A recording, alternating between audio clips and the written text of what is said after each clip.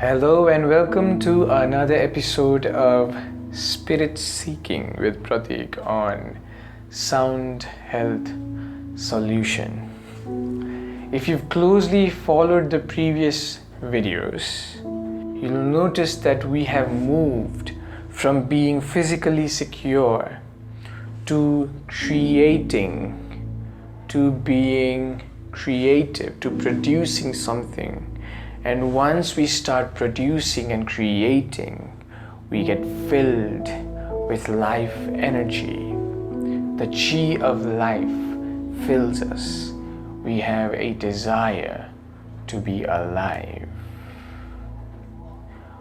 Now, once we have completed this stage, we move on to the next stage of being, which is the state of uniting, the state of becoming whole, the state of relating to others.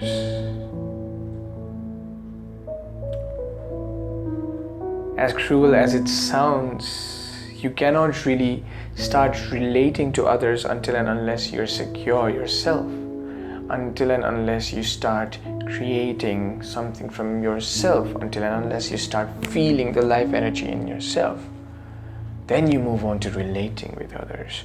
But when you move on to this stage, this marks the beginning of humanhood, if you might call it that. This is when you truly start becoming human. You start empathizing with others. You start sympathizing others.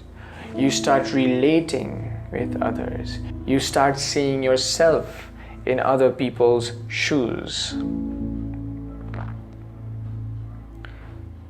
You start the journey of the heart chakra.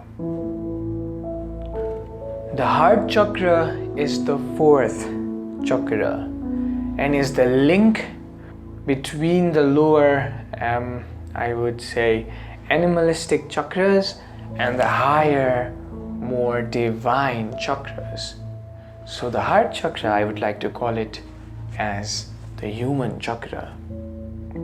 This unites, this links physical to the spiritual, outside to the inside, within to without. And hence, this is also called the anahad chakra, anahad chakra.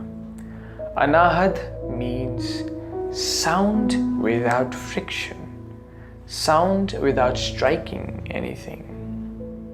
Whenever a sound occurs, there's usually two things striking each other.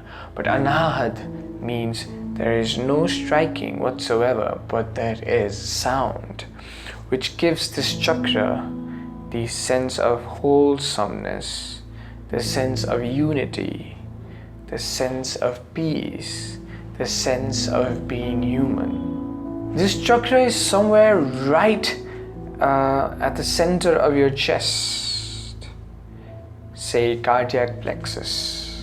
This chakra hence has direct connection or rules the heart and the lungs directly. The element for this chakra, as you might have guessed, is air. Air is the element of freedom, of openness, of freshness, of flying high in the sky, of being able to encompass everything. And that is the nature of this chakra in itself. You know how there's air all around us.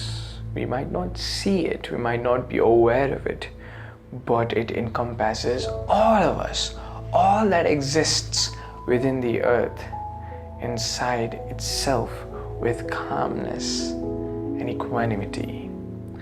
Hence, this chakra can also be said that it is directly linked with equanimity. The color of this chakra is green.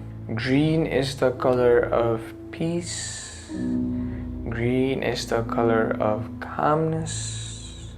Green is the color of balance, of tranquility, and this is the color that we find in nature the most.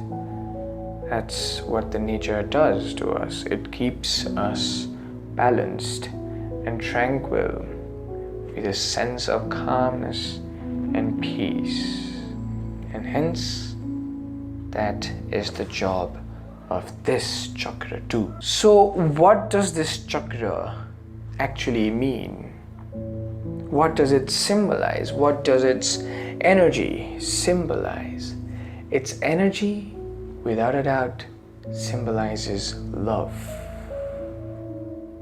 The ability to keep yourself in other people's shoes and empathize with them. The ability to see others through their flaws or their perfections. The ability to understand that you are a part of all things, living or non-living, and all things are eventually a part of you.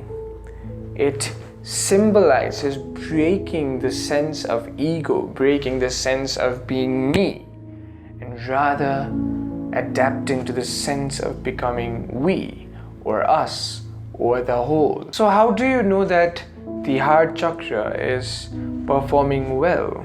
Or how do you know that it's not performing well? If you have circulatory issues, if you have ringing sensations in your body, if you feel like your nerves are not really functioning right, you can understand that it's the heart chakra that's not at peace. If you have, say, blood pressure issues, if your blood pressure constantly rises and falls and is not at the normal level, it's usually because of the disbalance in the heart chakra. If you have respiratory issues, it might be because of the heart chakra, because the heart chakra directly rules the lungs and the heart. What is the mental symptoms, or say the disbalances in the mind if one's heart chakra is unbalanced? There's this constant grief, there's this constant jealousy, there's this despair, there's this lack of self-love, there's this lack of self-esteem or confidence. Because you do not feel complete from within, you try to either complete yourself from other people or try to make sure that you manipulate other people and they are not complete. Yes, that's one of the most unhealthy results of an unbalanced chakra. If your heart chakra is balanced, you try to make sure that you are balanced, you are loved, and at the same time all the people around you are balanced and loved. But if it's unbalanced, you are unbalanced in yourself, but you also try to make sure that other people around you suffer. You start becoming very judgmental and there's not so much strength in your decision-making abilities. But if you have a balanced chakra, you are compassionate and you are able to include everyone in whatever you do, and you're able to express love. We'll speak about how to heal the heart chakra in the next episodes to come. Until next time.